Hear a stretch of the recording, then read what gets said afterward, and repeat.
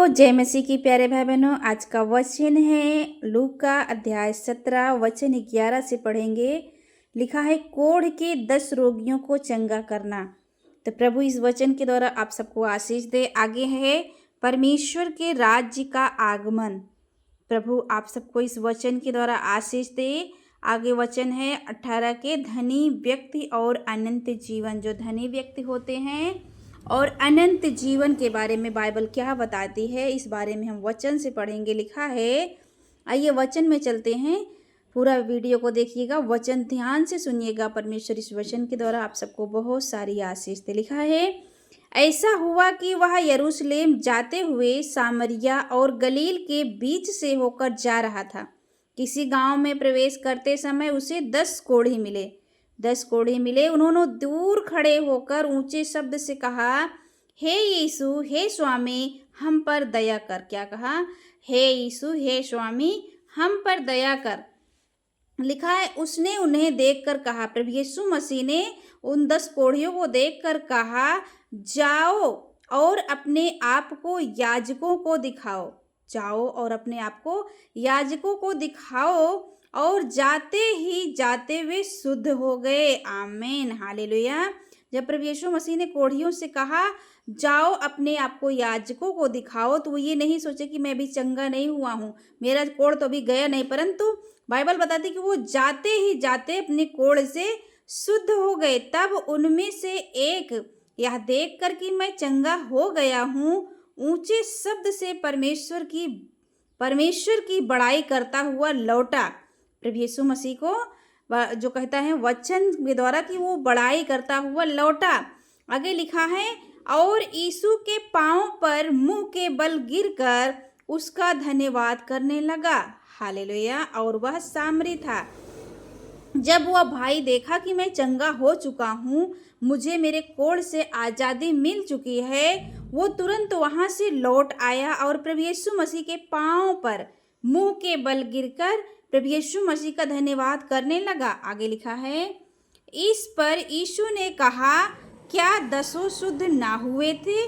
तो फिर वे 9 कहाँ गए? प्रभु यीशु मसीह ने कहा, तुम लोग 10 थे, क्या 10 नहीं शुद्ध हुए? तो तुम अकेले क्यों आए हो? बाकी जो 9 हैं वो कहाँ गए? इस परदेसी को छोड़ कोई और ना निकला जो परमेश्वर की बड़ाई करता है?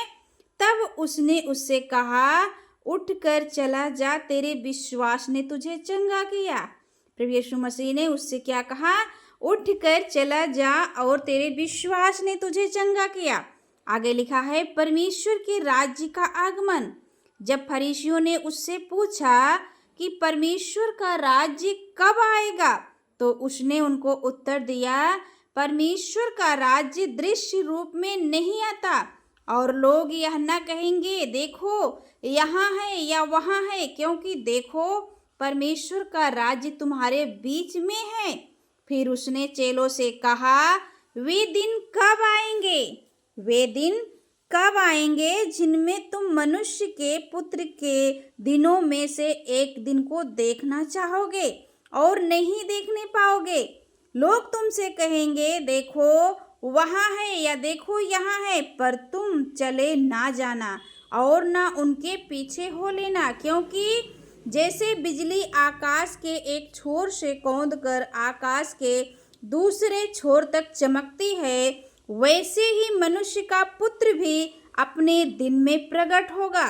परंतु पहले आवश्य है कि वह बहुत दुख उठाए और इस युग के लोग उसे तुच्छ ठहराएं। प्रभु इस वचन के द्वारा आशीष दे और बहुत सारी आशीष दे। आगे लिखा है, यहाँ जिसे पढ़ेंगे, यह सुनकर उन्होंने उससे पूछा, हे प्रभु, यह कहाँ होगा? तो उसने उनसे कहा, जहाँ लोथ है वहाँ गिद्ध इकट्ठे होंगे।